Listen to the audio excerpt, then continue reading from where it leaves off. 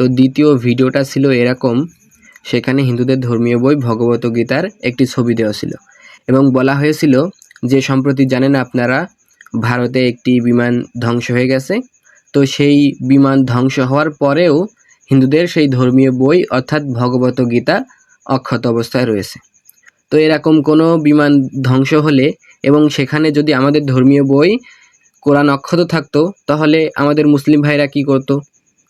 সাধারণভাবে নিশ্চয়ই ভালো কিছু বলতো। তাহলে সেখানে হিন্দুদের একটি বই অক্ষত অবস্থায় রয়েছে। জানি না ঘটনাটা সত্য কিনা, তারপরেও সেটা তাদের কাছে গর্বের বিষয়।